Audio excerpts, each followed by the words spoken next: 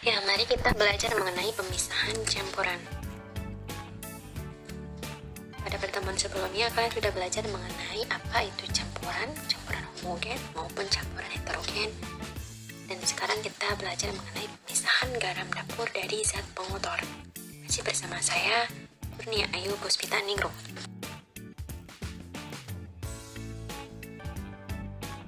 Kompetensi dasar atau KD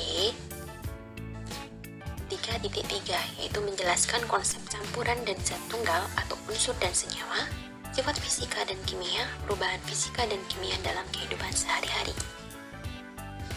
Tujuan pembelajarannya yaitu membedakan sifat fisika dan sifat kimia pada zat tertentu berdasarkan kasus ya. Kemudian memahami macam-macam pemisahan campuran melalui kasus tertentu dan memprediksi pemisahan campuran melalui kasus tertentu. Mari kita ulas mengenai materi pemisahan campuran terlebih dahulu. Macam-macam pemisahan campuran: filtrasi, destilasi, sublimasi, kromatografi, kristalisasi, sentrifugasi, dan ekstraksi. Kita belajar filtrasi atau penyaringan. Apa itu filtrasi atau penyaringan? Tentunya kalian tidak asing mendengar kata-kata filtrasi. Filtrasi atau penyaringan yaitu memisahkan campuran cairan dan padatan yang tidak larut berdasarkan perbedaan ukuran partikel zat-zat yang bercampur. Contohnya yaitu ketika kita menyaring air, pasir atau kotor, air kopi tubruk, air garam kasar, maupun memeras santan dari parut kelapa dan memeras jeruk nipis. Pastinya ketika kita menyaring membutuhkan alat atau saringan, sehingga nanti ada hasil disaring. Nah, berikut ilustrasi gambarnya.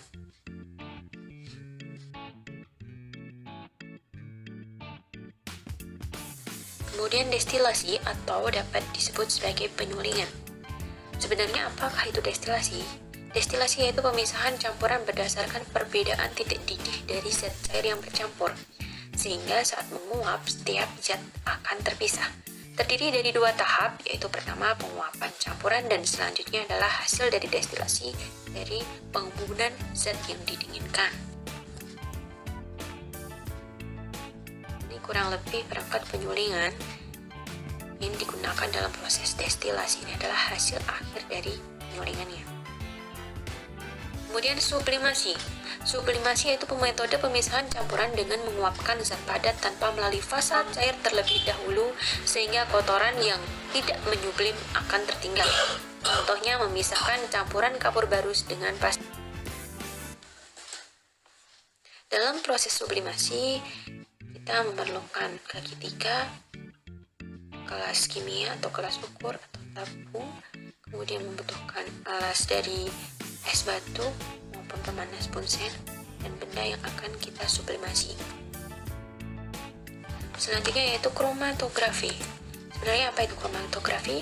Kromatografi itu pemisahan campuran yang berdasarkan perbedaan kecepatan merambat antara partikel zat yang bercampur dalam suatu medium diam ketika dialiri suatu medium gerak. Nah, dapat kita lihat di sini di mana ada kertas saring yang diberi bercak tinta dan dimasukkan ke dalam air. Setelah dimasukkan dalam air, ternyata nantinya akan terjadi proses kapilaritas atau air itu akan merambat ke bagian atas sehingga akan mengurai warna pada kertasnya, sehingga warna akan terpisah. Selanjutnya yaitu kristalisasi. Kristalisasi yaitu metode pemisahan untuk memperoleh zat padat yang terlarut dalam suatu larutan. Dasar metode ini yaitu kelarutan bahan dalam suatu larutan atau suatu pelarut dan perbedaan titik bakunya. Nah, ini contoh skemanya. Jadi nanti hasil akhir dari kristalisasi akan didapatkan suatu padatan yang kita inginkan. Kemudian sentrifugasi. Nah, sentrifugasi ini metode pemisahan campuran yang mana sering digunakan dalam kedokteran di rumah sakit, di mana pemisahan campuran jika partikel padatan dalam campuran memiliki ukuran sangat halus dan jumlah campurannya itu lebih sedikit. di mana pemisahan campuran secara sentrifugasi yaitu memanfaatkan gaya sentripetal atau gaya membuat benda bergerak secara berlingkar. Yaitu memisahkan bagian-bagian darah. Nah, kurang lebih alatnya seperti ini. Nanti darah akan dibedakan pada bagian plasma darah maupun bagian sel darah putih dan sel darah merahnya.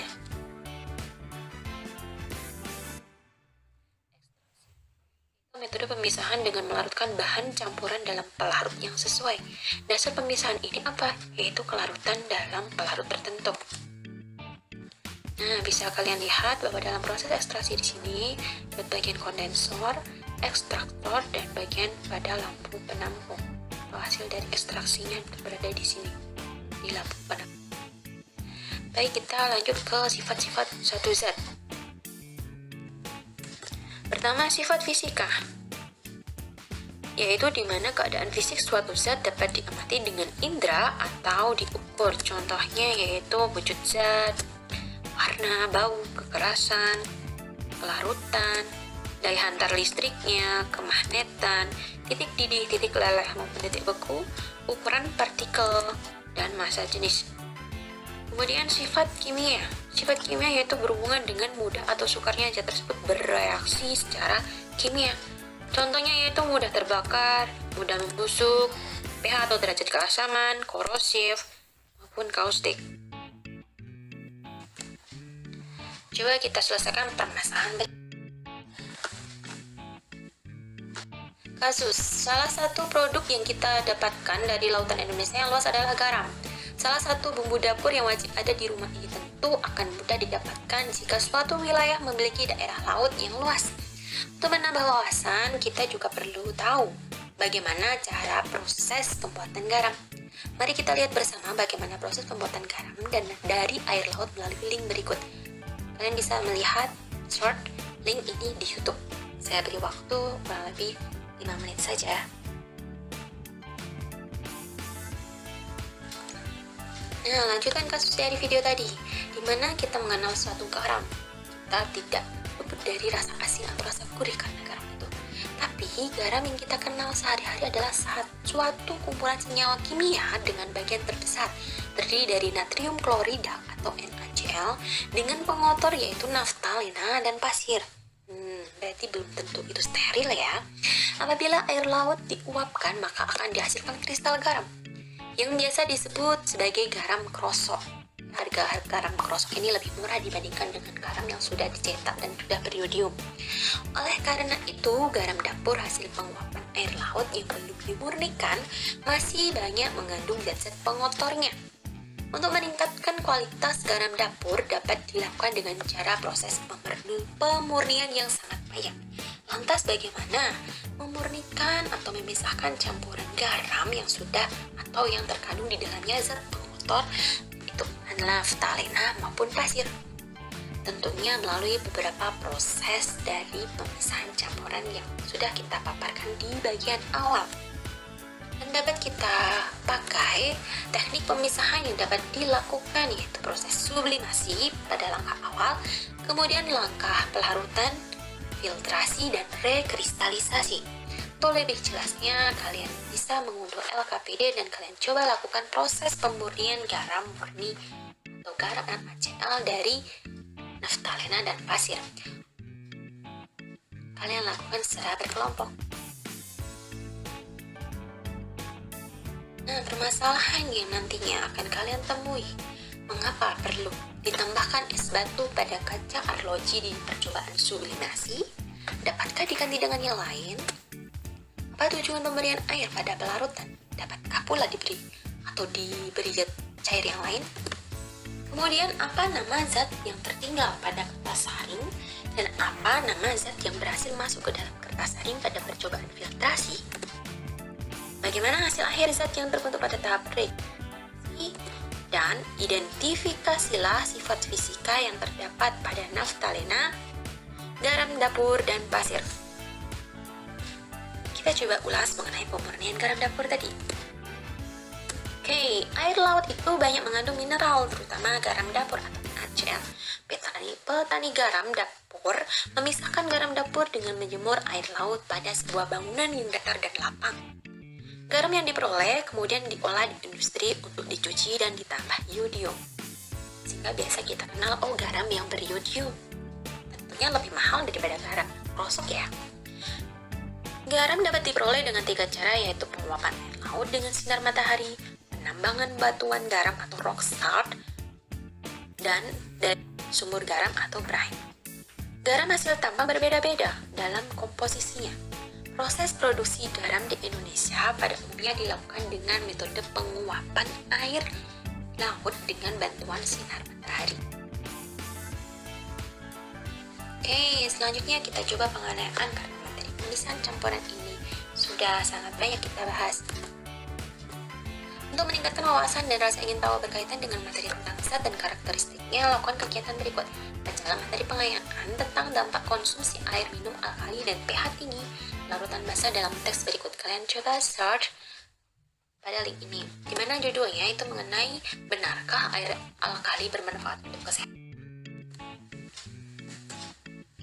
Air minum alkali, nah ini kalian bisa baca sendiri, kalian baca dalam kelompok dan kalian kerjakan worksheet yang sudah terlampir. Kemudian setelah kalian baca, bukalah website di atas agar kamu mengetahui dampak pemakaian air minum bersifat alkali atau basa pH tinggi bagi tubuh secara lebih jelas. Membaca buku ensiklopedia kimia terbitan tahun terkini, dan tentunya dapat mencari referensi lain selain ensiklopedia kimia dari berbagai sumber yang sesuai dengan materi zat dan karakteristiknya, sehingga kalian dapat lebih paham dan mendalami mengenai materi ini. Jangan lupa bekerja sama dengan kelompok dengan baik, dan saya ucapkan terima kasih. Selamat belajar.